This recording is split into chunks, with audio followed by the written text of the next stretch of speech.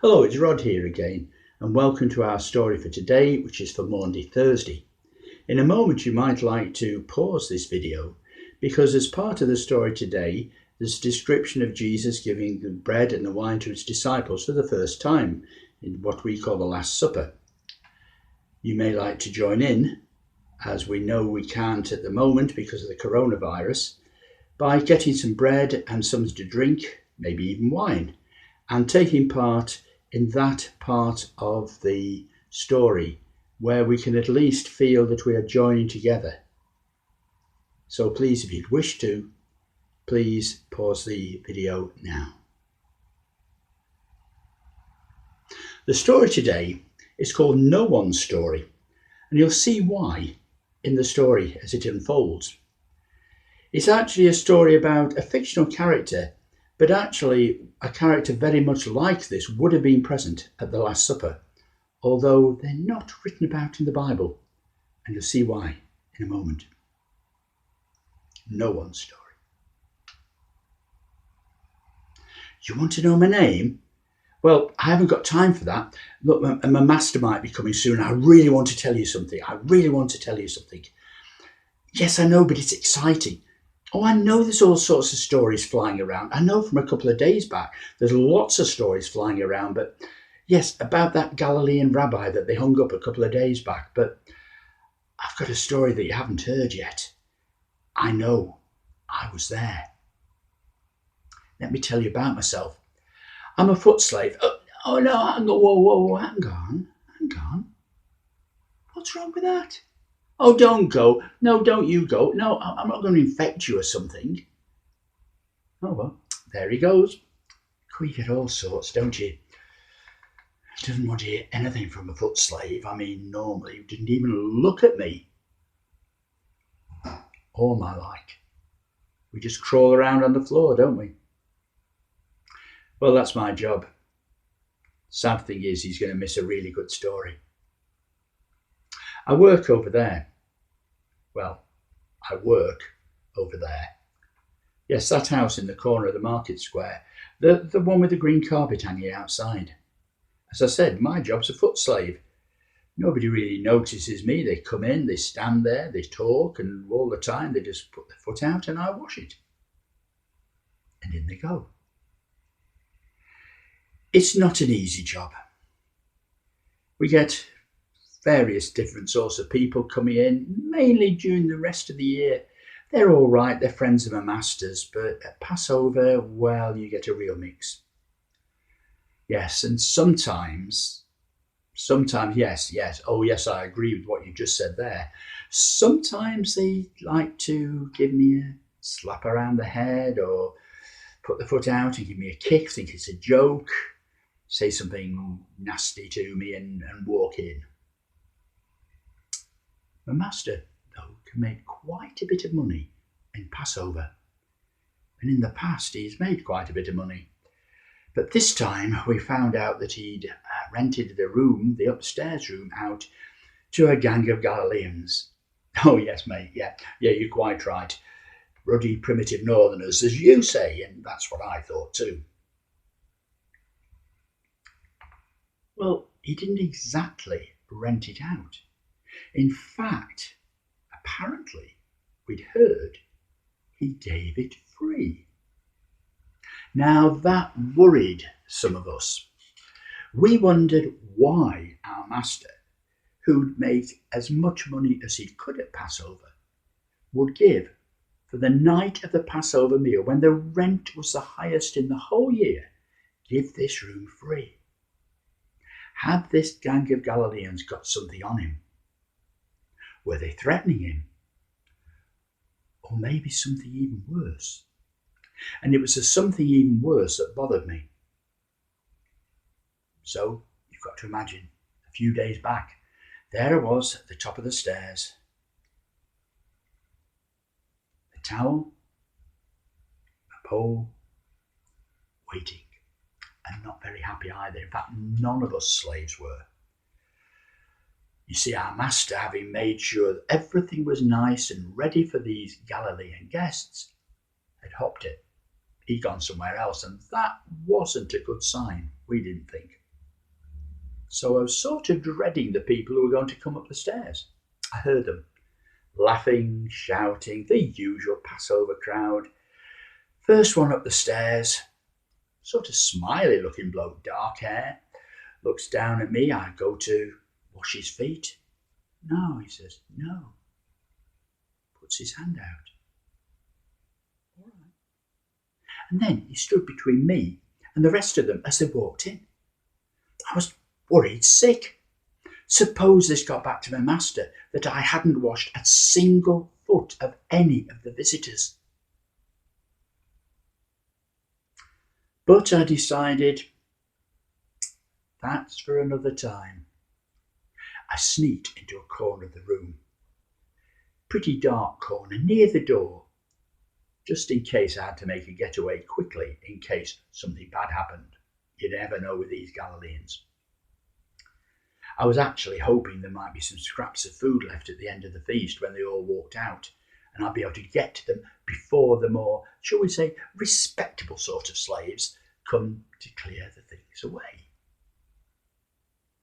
It was the usual Passover meal. The shouting, the laughing, the prayers. And then, when it was almost over, it happened. The smiley one, the one who'd stood between me and the rest of them, got up, walked towards the door where the bowl and the towel were laying. Oh, I thought, he wants his feet washing, so I went to go forward and he said, no. He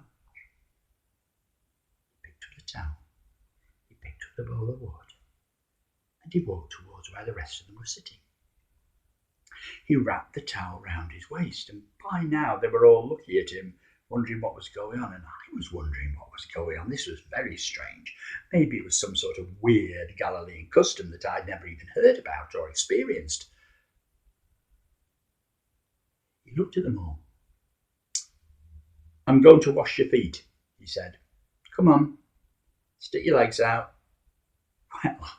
Well, they looked at each other as if they'd been struck by thunder, and one really tall, big-made man stood up and said, You're not washing my feet. The smiley man looked at him. If I don't wash your feet, he said, if you don't let me wash your feet, you're not going to be a part of me at all. That's it. Well, the big man looked at him and said, Well, in that case, wash every single bit of me, please, because I definitely want to be part of you. You know I do. The smiley man looked at him. I don't need to wash all of you, he said. You're already clean.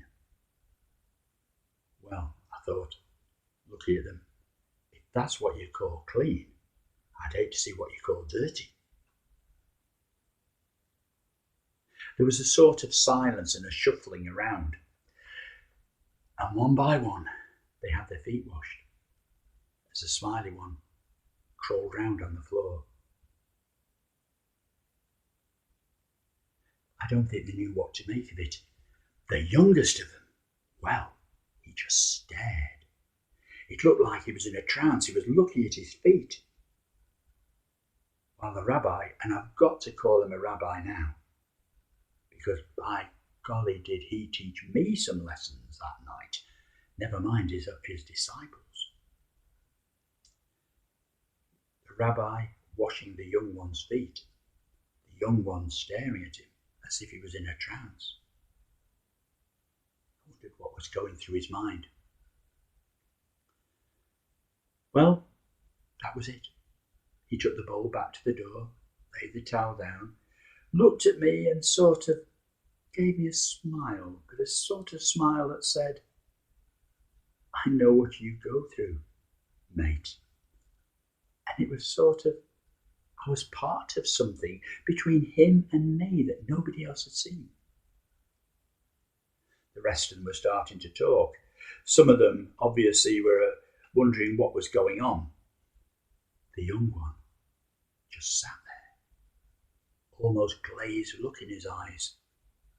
He wasn't quite in that room, actually. That's what I thought. And then, while they were all talking, The rabbi got up. Nobody noticed him. No one saw him pick up the bread.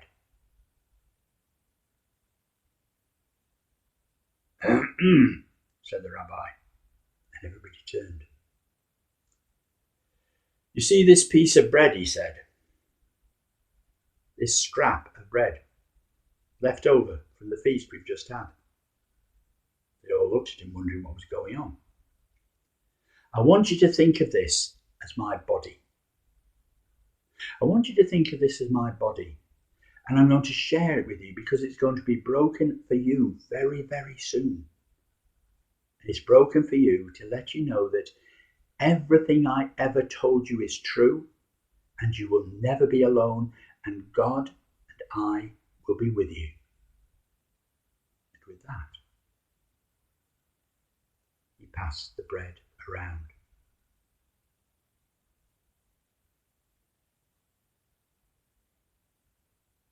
And one by one, not knowing what was happening, I thought, they took a piece of bread, ate it, and passed it on to the next one.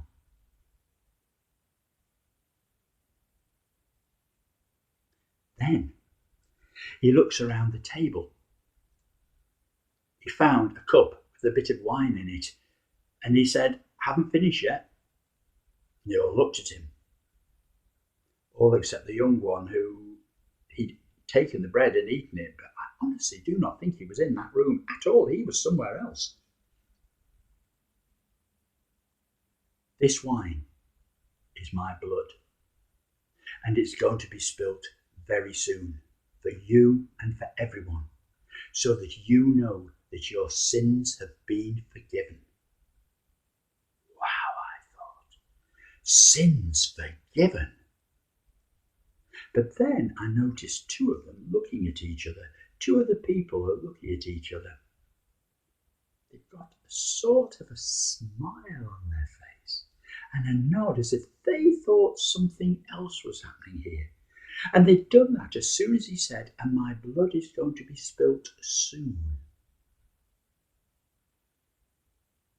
They all took the cup and drank from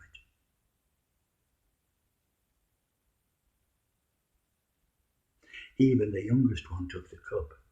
But again, I honestly don't think he would remember anything that happened.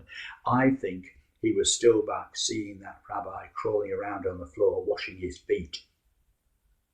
I think he learned something big that night, really big, something that really stuck in his mind more than anything else that happened. And I wondered what he would think about that in years to come. The rabbi sat down and looked around them. They were looking at him very, very strangely now, probably waiting for what was going to happen next. So was I. But I never expected what was going to happen next actually happened. Tonight, said the rabbi, one of you is going to betray me. Well, there was uproar. Who? What's his name? Who do you mean? Not me. Oh, it wouldn't be me. No, not me. No. Oh, no, it's not me. Me? No, never. But he just stared and looked. The big man, the one who had wanted to be washed all over, nudged the younger one. Ask him who it is, he whispered in his ear, so loudly that I could hear it.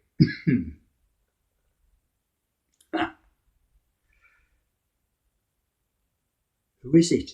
The young one said, and the rabbi looked at him and said, it's the one who I'm going to give the dregs of wine out of this bowl to. And he took the piece of bread that had been left over, wiped it around the bowl, and passed it to one of the two men who'd been looking at each other and nodding and smiling as if they knew something was going to happen.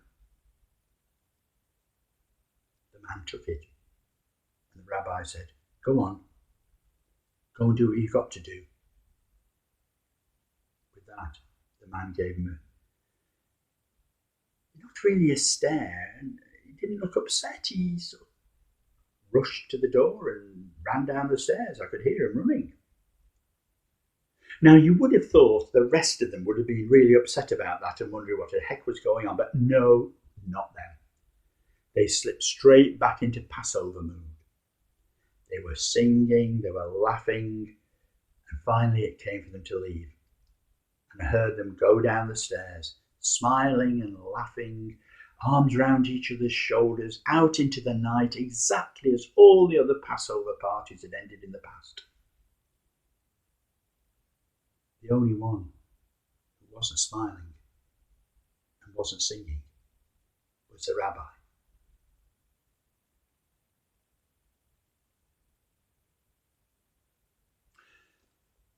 You want to know my name?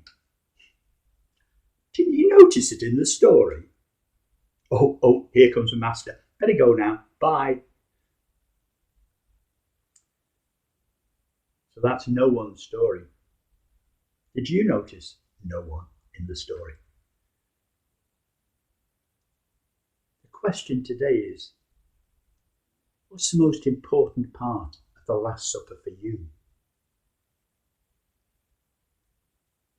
Tomorrow, in our next story for Good Friday, you may want to get comfortable because this is intended to be for the hour at the cross between 2 o'clock and 3 o'clock. See you tomorrow.